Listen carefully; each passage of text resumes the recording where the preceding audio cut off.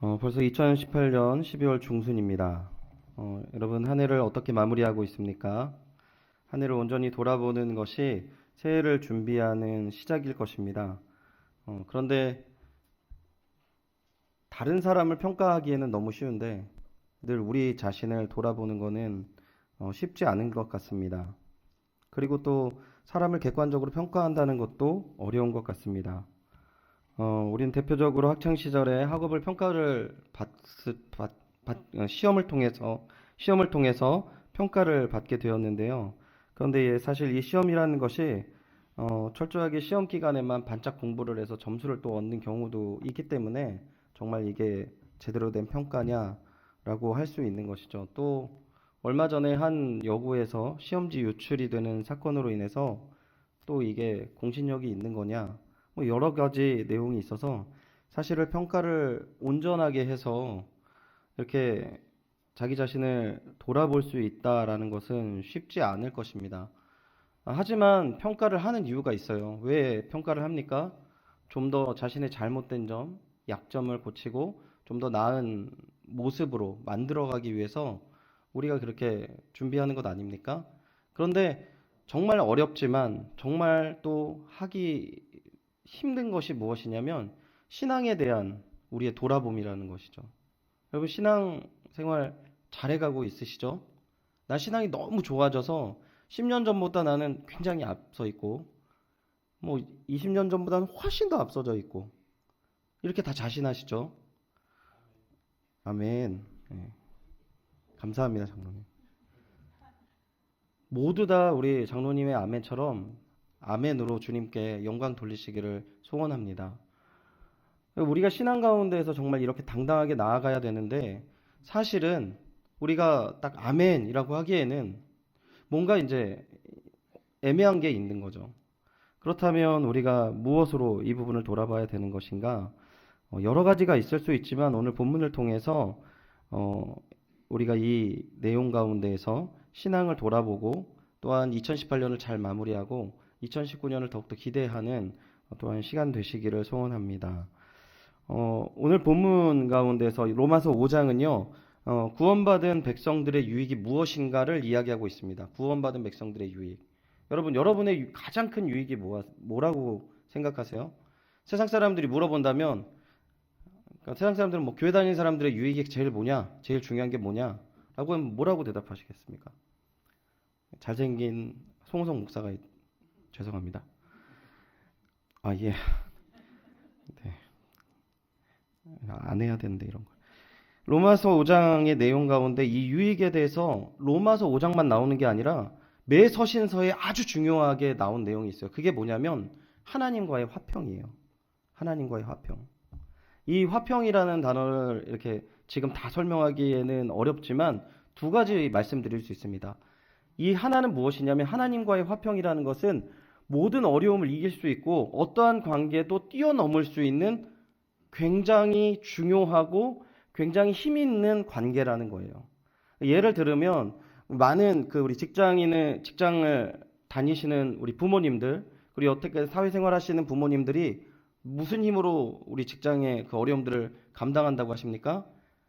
우리 집에 가서 우리 자녀들이 한번 안기면 그 기쁨으로 모든 시름이 다 내려놓는다. 이런 말씀을 자주 하지 않습니까? 비슷한 겁니다. 근데 완전히 차원은 다른 것이에요. 이 가족과의 관계를 통해서 내가 충분히 어려움도 감내하겠다라고 하지만 이 하나님과의 화평은 다른 어떠한 것도, 어떠한 비극도, 어떠한 절망도 이 하나님과의 관계로 인해서 모든 것이 회복될 수 있는 것이 하나님과의 화평이라는 거예요. 얼마나 중요한 이 관계입니까? 근데 이 유익이 있다는 겁니다. 믿음의 사람들이. 이 하나님과의 화평의 두 번째 특징은 무엇이냐면 1대1 관계라는 거예요. 우리와 하나님과의 관계가 아니라 나와 하나님과의 관계라는 것이죠.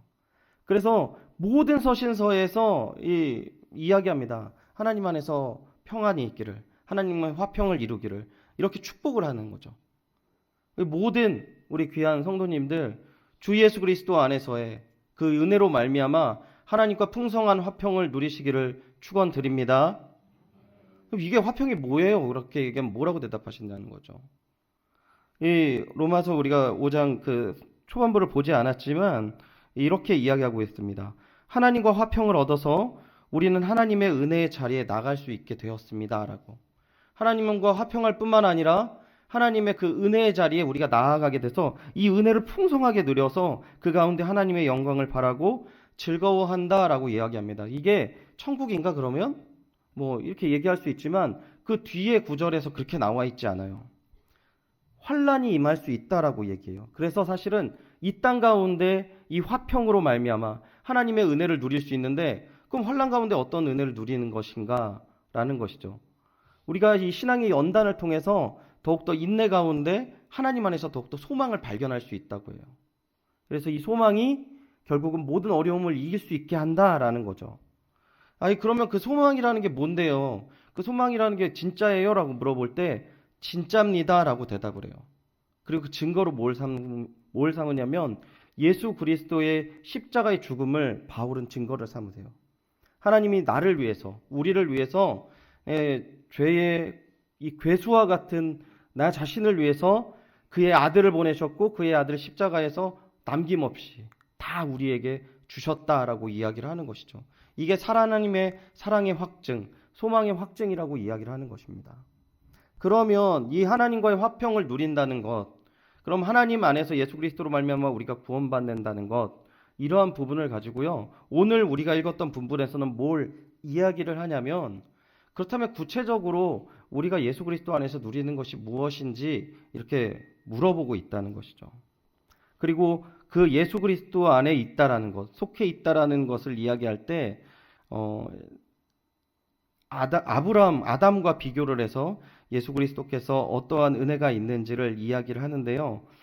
먼저 본문 12절부터 14절을 보면 세상의 모든 사람이 한 사람에게 속해 있음을 이야기합니다. 바로 하나님의 첫사람인 아담에 속해 있다라고 이야기를 해요. 그런데 그 사람에게 속해 있다라기보다는 그 사람의 죄로 말미암아 우리가 모두 죄에 속해 있고 죽음을 맞이하게 된다. 이렇게 이야기합니다. 마치 생로병사의 비밀을 이야기하는 것처럼 인간이 모두 다 죽게 되는 이유를 여기서 이야기를 해요. 13절을 우리 같이 한번 읽어보도록 하겠습니다. 13절입니다. 시작. 죄가 율법이 있기 전에 죄를 죄로 여기지 아니하였느니라. 아멘. 이 부분이 굉장히 사실은 이 아담에게 죄에 속해 있는 것이 얼마나 어려운지를 이야기하고 있는데요. 13절 보면 죄가 율법이 있기 전에도 세상에 있었으나라고 이야기를 하죠. 율법이 없을 때는 죄로 여기지 아니하였느니라 이렇게 얘기합니다. 뭐라고 얘기하냐면요. 모세의 율법이 주어지기에는 이게 죄가 아닌지를 몰랐다라는 거예요. 그래서 그러면 우리가 생각할 수 있는 것이죠. 그러면 아담부터 모세까지 아담처럼 하나님 앞에 범죄하지 않고 돌아서지 않았다면 죄가 없잖아요. 죄를 진 게 아니잖아요. 이렇게 이야기를 할 수 있는 것이죠. 그래서 14절에 뭐라고 나와 있냐면 아담 이래로 모세까지 아담의 범죄와 같이 죄를 짓지 아니한 자들도 어떻게 되었습니까? 모두 다 죽었다라고 이야기를 하는 것이죠. 그러니까 이게요. 지금 12절부터 14절까지 아담에게 속해 있었다라는 것을 이야기하면서 이걸 뭘 이야기하냐면 이건 당신들의 어떠한 행동이 아니라 선택의 문제가 아니라 죄 아래 있다라는 것은 어쩔 수 없습니다. 그리고 그것은 두려움입니다라는 것을 이야기한 거예요. 왜냐하면 어떠한 고통도 죽음보다도 크진 않아요. 인간의 가진 가장 큰 고민은 죽음이거든요. 근데 사실 죽음이 그렇게 크지 않다라고 생각하는 분들이 굉장히 많아요. 왜냐하면 제가 그 초등학생, 중학생, 고등학생, 청년부 다 가르쳐 봤지만 야 너희들 죽을 거야 라고 했을 때 목사님 알아요. 죽죠 우리가 당연히. 근데 이 사람들은 내가 죽는다는 걸 모르는 사람들이에요. 정말 당장 시한부 인생에 닥쳐 있거나 정말 내가 죽음이 내 앞에 다 지나가는 그런 경험을 하신 분들은 달라요. 죽음을 그렇게 이야기하지 않아요. 그러니까 우리가 죽음에 대해서 이렇게 큰 고통이 아닌 것처럼 생각하는 건 뭐냐면 죽음을 자꾸 외면하는 거죠. 죽음을 자꾸 외면하고 죽음을 자꾸 멀리하고 마치 이게 나한테는 오지 않을 거야 라는 착각을 하기 때문에 그렇습니다. 그래서 여기에서는 한 단어로 이야기를 해요. 이 결과가 죽음이다. 이 고통이 있다. 너희들이. 그래서 마치 우리가 이것들을 되게 부정적으로 보이고 보일 수 있는데요. 이것을 부정적으로 표현하려는 것이 아니라 14절 하반절에 보면 이렇게 표현합니다. 아담은 오실자의 모형이다 라고 표현하는 거죠. 그러니까 이제 우리가 속해 있는 예수님과 비교하기 위해서 이거를 모형론적인 표현이라고 하거든요. 비교를 해서 좀 더 나은 것들을 보여주는 것이죠. 이거 어떤 부분에 대해서 비교할 수 있습니까? 15절 함께 읽어보도록 하겠습니다. 15절입니다. 시작. 그러나 이 은사는 그 범죄와 같지 아니하니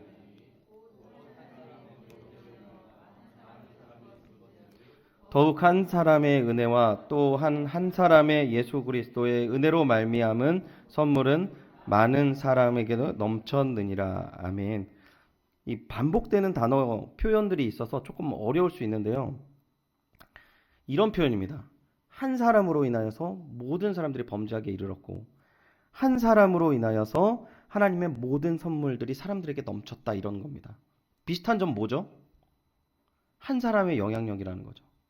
한 사람이 모든 사람들에게 영향력을 끼쳤다는 사실에서 유사점이 있어서 모형론적인 비교를 하는 거예요. 근데 요 한 가지 외에는 다 성경은 대칭적으로 반대적인 내용을 비교하고 있는데 차이 나는 부분을 15절부터 17절까지 보면은요. 15절 보면은 죽음을 표현하고 있고 선물이라는 차이가 있습니다. 16절 정죄와 칭이라는 차이가 있고요. 17절 사망과 생명이라는 차이가 있는 것입니다. 우리가 예수 그리스도로 말미암아 구원받은 사람이다 고백하면 우리가 어떠한 은혜를 누려야 된다라는 것이죠. 선물 받는 사람이라는 것이고요. 칭의 받는 사람이라는 것이고요. 생명 누리는 사람이라는 거예요. 여러분 선물 받으시면 좋으시죠? 어떤 선물을 받으시면 좋으세요? 많이, 그죠? 끊임없이 많이. 지금 그 표현입니다. 선물이 차고 넘쳤다고 이야기하는 거예요. 누가 주십니까? 어떤 사람이 주면 좋아요? 막 내가 싫은 사람이 와가지고 선물이야 주면 여러분 받으십니까? 선물만 받고 마음은 안 받고 그러십니까? 좋아하는 사람이 나에게 생각지도 못한 선물을 주면 너무나 훌륭한 사람이 나에게 선물을 주면 너무 좋을 거예요. 근데 여기서 만유의 하나님께서 우리에게 선물을 주신다는 것입니다. 단순히 생각해도 이건 어마어마한 일일 거예요. 그리고 또 하나 뭐 있습니까? 칭의라는 거예요. 여러분 사람들은 거룩하기를 소원해요. 여기에서요 우리가 평가할 때 야, 저 사람 성격 진짜 나쁜 사람이야. 저 사람 정말 나쁜 사람이야. 저 사람 정말 가까이 하면 안 되는 사람이야. 정말 여기 정말 당당하게 손 드시면 제가 커다란 선물 드리겠습니다. 난 그런 사람 되고 싶다. 한 분도 없으실걸요? 단 한 사람도요. 나는 정말 별로야. 난 정말 제가 저 이야기하는 거 아닌데 자꾸 웃지 마시고요. 저를 보시면 자꾸 웃으시니까 제가 그런 사람 되는 것 같은데 그런 뜻은 아니고요. 이 자리에서요. 굉장히 거룩하기를 원하시고요. 그 사람의 최고의 단계의 표현이 뭔지 아세요? 거룩이에요. 거룩. 저 사람 거룩해. 이거만큼 최고의 단어가 없어요. 단 한마디도 욕을 들어하기 싫어하는 사람들이지만 정말 그 사람들이 이 땅 가운데 모든 사람들이 듣고 싶어하는 말 뭡니까? 저 사람 정말 최고야. 그 최고의 표현이 뭐라고요? 거룩한 사람이야 라는 거예요. 근데 생각해 보세요. 직장 상사의 보스한테 이렇게 부하 직원이 당신 정말 거룩한 사람입니다 라고 하는 게 좋겠어요? 아니면은 직장 상사가 부하 직원에게 그런 말 하는 게 좋겠어요? 하나님께서 우리에게 거룩하다 칭했다는 거예요.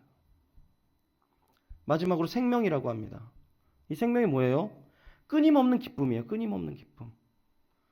이 살아서 넘치는 것들은 끊임없는 기쁨이에요. 여기 앉아서 젊으신 분들은 잘 모르시겠지만 우리 권사님들, 우리 장로님들은 충분히 아실 줄 믿습니다. 우리 자녀들이 이뻐요? 손자가 이뻐요? 대부분 그러시더라고요. 손자가 이쁘다고. 그 새로 태어난 생명이 하나도 안 이쁜 사람이 없대요.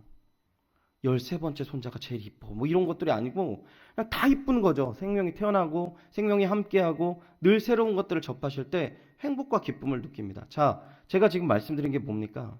우리가 정말 신앙을 돌아볼 때 첫 번째 여러분이 신앙생활하는 느끼는 감정이 뭐예요?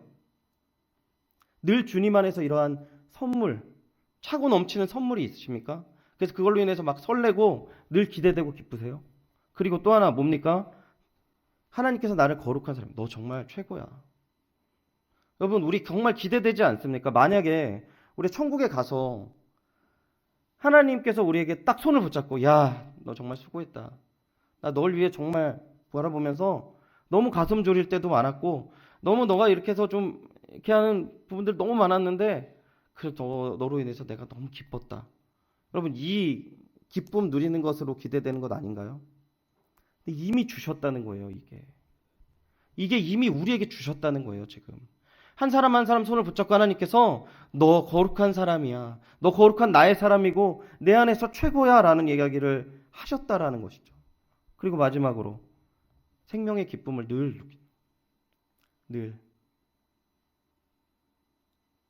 우리 신앙생활 가운데 냉정하게 돌아보셔야 돼요. 주님 화평한 관계를 통해서 예수 그리스도 안에서 내가 지금 2018년도 이러한 은혜와 사랑이 풍성하게 누리고 있었는지. 만약에 누리지 못했다면 우리가 어떻게 해야 될까요? 우리 오늘 본문을 다시 한번 볼 때 어떠한 부분을 볼 수 있냐면, 그러한 즐거움이 없었다면 우리의 삶을 우선은 예수 그리스도, 오늘 본문에 나와 있는 예수 그리스도와 비교해보는 시간을 가져서 우리가 정말 우리의 행동과 삶을 어디로 나아가야 될지 마지막으로 한 가지만 더 살펴보도록 하겠습니다. 먼저 두 사람을 비교하고 있어요. 아담과 예수 그리스도를 비교하고 있는데, 이 몇 가지 차이를 보면은요, 첫 번째 우리가 살펴볼 거는 이 동기가 무엇이냐는 거예요. 이 사람이 선악과를 따먹은 동기가 무엇인가? 예수님께서 십자가에 자기 몸을 맡기셔서 고통을 받으신 동기가 무엇인가 한번 생각해 보십시오. 두 번째는 그로 인한 결과는 어떤 결과예요?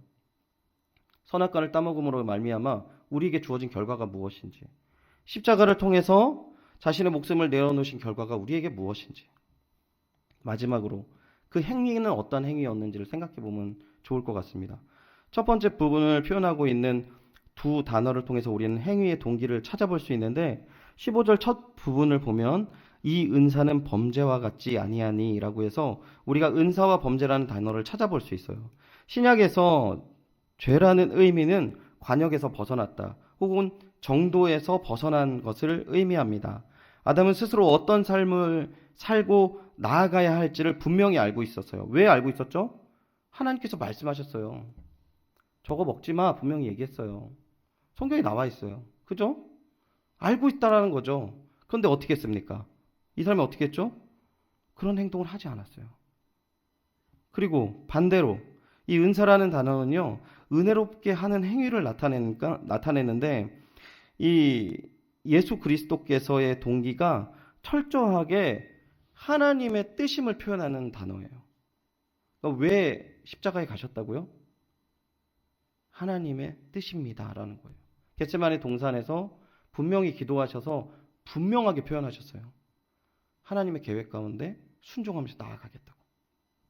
자, 그럼 두 사람의 행동의 결과는 어떤 차이가 있습니까? 15절에서 17절 보면은 두 사람의 행동에 대한 이 대조적인 내용, 우리가 세 가지 찾아봤는데요. 바울이 한 사람의 죄가 많은 사람에게 사망, 무거운 형벌을 가져왔다라고 이야기하고, 예수 그리스도의 은혜는 많은 사람에게 영원한 생명 받았다, 베품을 받았다라고 이야기합니다. 16절 우리 한 번 더 읽어보도록 하겠습니다. 16절입니다. 한번 같이 한번 읽어보겠습니다. 시작. 또 이 선물은 범죄한 한 사람으로 말미암아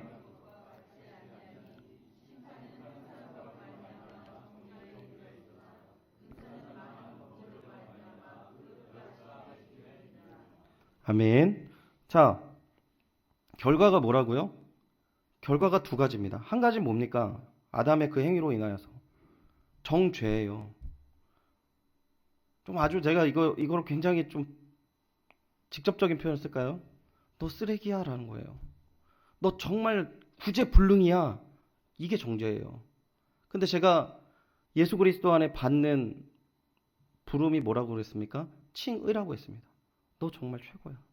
너 정말 거룩한 사람이야. 결과가 이렇게 다른 거예요. 뭐 죽음과 뭐 생명 이렇게 비교할 수 있지만, 저는 오늘 우리가 이 땅 가운데 살아갔을 때 하나님이 우리에게 하시는 말씀이 어떠한 말씀인지를 분명히 귀를 들으면서 하나님의 은혜와 사랑이 무엇인지 분명히 알고 나아가야 된다고 생각하거든요. 뭐라고 얘기하십니까? 우리를 향해서 나의 행위가 하나님 뜻 가운데 거하게 되었을 때 하나님 안에서의 있는 하나님의 채워주심과 은혜와 사랑을 누리지 못하는 성도라면 정말 심각하게 다시 돌아보셔야 된다는 거예요. 내 입술의 모든 말과 나의 행동과 나의 삶의 모든 모습이 하나님 앞에서 내가 어떠한 모습이 있는지를 돌아보셔야 된다는 거예요.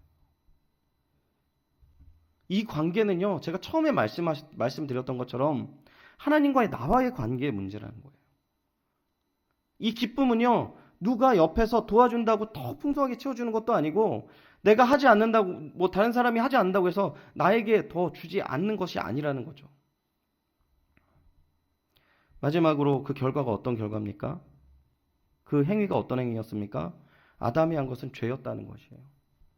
그리고 그리스도 한 것은 희생이라는 것이죠. 우리가요, 우리의 행동으로 신앙은 명확하게 드러나는 것입니다. 그게 우선 내 안에서 하나님이 채워지지 않을 때 이상함을 발견하셔야 되고, 그리고 오늘 말씀 가운데 예수 그리스도께서 가셨던 이 단순한 구조를 한번 비교해서 나의 뜻 가운데 내가 거하게 있는 것인지, 하나님 뜻에 거하고 있는 것인지, 내 주변에 열매가 맺는 것인지, 내 주변에 저주가 나는 것인지, 그래서 결과적으로 내 행동이 죄라는 사실을 깨닫는, 내 행동이 또한 희생이라는 것을 깨닫는 것인지 분명히 아셔야 된다는 것입니다. 서두에 평가는 쉽지 않다고 말씀드렸어요. 신앙의 평가를 누가 할 수 있겠습니까? 10길 물속은 알아도 한 길 사람의 마음을 모르는데 누가 평가할 수 있겠습니까? 여러분, 주님 안에서 우리는 깨달을 수 있어요. 왜냐하면 우리 가운데 성령이 함께 하시기 때문에 그렇습니다. 그 성령의 은혜는 오늘 제가 말씀을 전하실 때 분명히 여러분들에게 지혜를 주시고 깨닫게 하시고 그 양심 가운데 말씀하시는 것이에요. 그리고 그 양심에 반응하면 됩니다. 혹시 우리가 온전한 길을 가지 못하여서 은혜를 누리지 못했다면 돌아서는 귀한 은혜와 사랑이 이 자리에 가득하기를 축원드립니다. 그리고 내가 가는 길이 맞다 생각하시면 우리 장로님 처두에서 내 신앙생활 점점점 기쁘고 즐겁고 잘 가고 있습니다. 아멘 하시는 분들이 우리 연희교회에 가득하시기를 또한 축원드립니다. 우리가 주님 안에서 이렇게 살아가야 될 때 분명히 하나님 말씀하셨어요. 다 너희가 하는 것이다 라고 말씀하시지 않으셨어요. 그리스도께서 하늘로 올라오셨을 때 보혜사 성령을 우리에게 주셨고 날마다 하나님 옆에서 그 예수님께서 우리를 위해서 간구하시지 않습니까? 우리가 그 은혜와 사랑을 누리시기를 소원합니다. 누가 나에 대해서 평가를 하는 건 결코 좋지 않습니다. 받아들이기도 쉽지 않고요. 그런데요, 하나님 안에서 우리를 만져주시는 것은 은혜인 줄 믿습니다. 그 은혜로 말미암아 우리가 걸어 나가야 하는 것이죠. 우리 이 시간에 함께 말씀을 기억하시면서 함께 찬양하기를 원하는데요. 지난 금요일날 우리 함께 찬양했는데 찬양이 굉장히 쉽기 때문에 다 따라하실 수 있습니다. 이게 제가 한 7개 나라에서 이제 해봤는데요. 5분 안에 다 따라하더라고요. 외국 사람들도. 같이 우리 찬양하는 시간 갖도록 하겠습니다.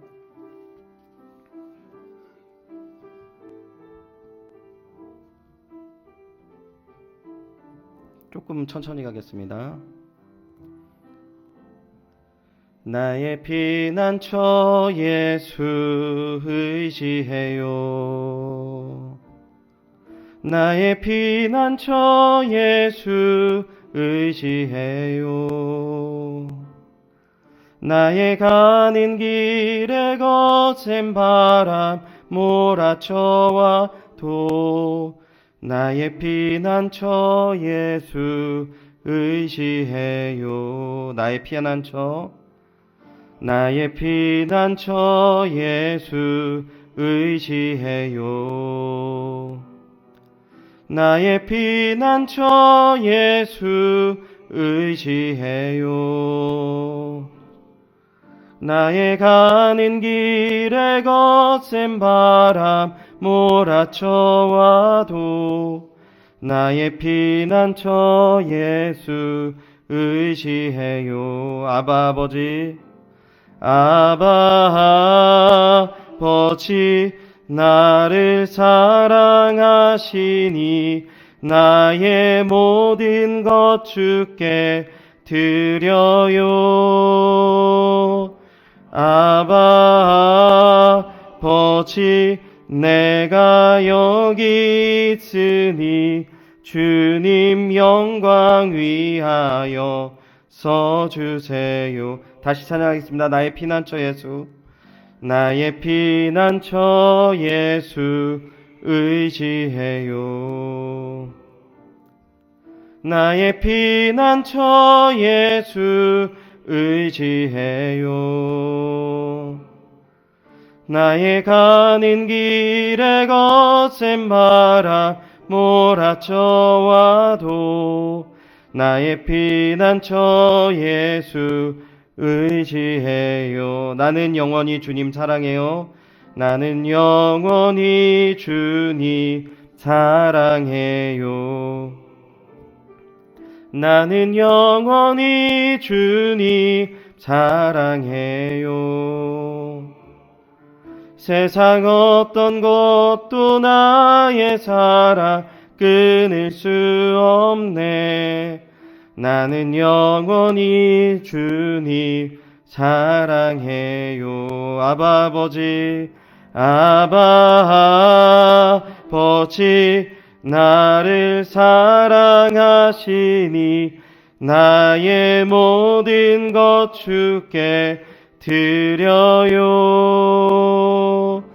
아바 아버지, 내가 여기 있으니 주님 영광 위하여 서주세요. 아바 아버지, 아바 아버지, 나를 사랑하시니 나의 모든 것 주께 드려요.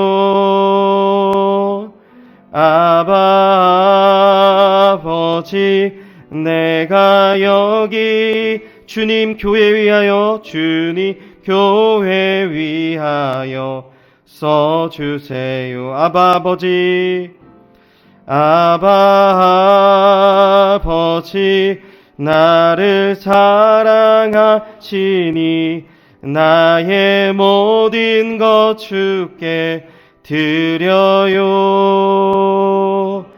아바 아버지, 내가 여기 주님 나라 위하여, 주님 나라 위하여 우리 다시 한번 찬양하겠습니다. 나의 피난처 예수, 나의 피난처 예수 의지해요.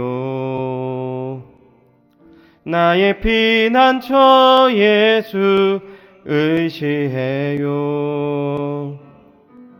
나의 가는 길에 거센 바람 몰아쳐와도 나의 피난처 예수 의지해요. 나는 영원히 주님 사랑해요. 나는 영원히 주님 사랑해요. 세상 어떤 것도 나의 사랑 끊을 수 없네. 나는 영원히 주님 사랑해요. 아바 아버지, 아바 아버지, 나를 사랑하시니 나의 모든 것 주께 드려요. 아바 아버지, 내가 여기 있을 주님 영광 위하여 서주세요. 할렐루야. 우리가 주의 귀한 은혜와 사랑 가운데서 이 말씀을 통해서 우리의 삶을 돌아보는 이 말씀을 나누었습니다. 그리고 우리가요, 그냥 그 말씀을 나누는데 그치는 것이 아니라 여러분, 우리 가운데서 이 아담과 예수 그리스도 사이에 마지막으로 풍성한 게 뭐라고 제가 말씀드렸습니까? 생명입니다, 생명. 너무 놀라운 사실은요, 여기 있는 분들을 통해서 너무 많은 사람들이 예수님을 알게 되었다는 것이. 너무 큰 은혜와 사랑을 알고 계신다는 거예요. 여러분, 오늘 주님께서 주신 이 말씀을 통해서 우리의 귀한 마음들이 다시금 예수 그리스도 안에서 귀한 회복과 기쁨이 가득하시기를 축원드립니다.